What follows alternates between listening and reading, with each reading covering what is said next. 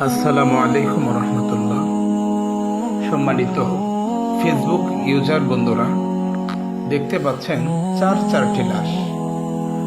চারটি লাশ মাটিতে পড়ে আছে।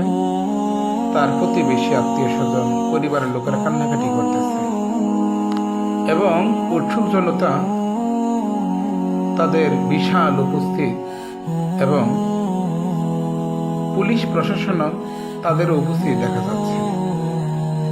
এই ঘটনাটি ঘটেছে আমাদের মধুপুর আদিবাসী অঞ্চল, তেলকি আদিবাসী অঞ্চলে।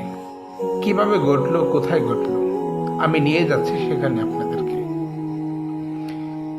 এই ঘটনাটি ঘটেছে, আপনারা দেখতে পাচ্ছেন মানুষ দাঁড়িয়ে দাঁড়িয়ে দেখতেছে। যে কূপটি দেখতে পাচ্ছেন, এই কূপের মধ্যে এই ঘটনাটি ঘটেছে।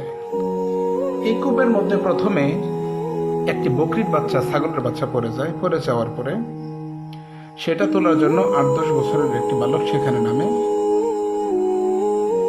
নামার পর সে আর উঠে আসে না, সে সেখানে মৃত্যুবরণ করে। তার বাবা সেখানে নামে, তার বাবা মৃত্যুবরণ করে। সেই ছেলেটির বোন জামাই সেখানে নামে, সেও মৃত্যুবরণ করে। তারপর তাহাদেরই এক প্রতিবেশী সেখানে নামে, সেও মৃত্যুবরণ করে। এই মর্মান্তিক ঘটনা ঘটে একটি বকরির বাচ্চা উত্তোলন করার জন্য সেখানে নামার পরে চারজন মানুষের মৃত্যু হয়। মধুপুর তেলকি আদিবাসী অঞ্চল যে 4জন মানুষ মৃত্যুবরণ করে, তাহারা সকলেই আদিবাসী মানুষ ছিল। 10 ফুট গভীর কূপের মধ্যে, বেশি গভীর ছিল না, কিন্তু কিভাবে, কি কারণে, কি ঘটনার কারণে মানুষের মৃত্যু হয়, মানুষের মনের মধ্যে প্রশ্ন।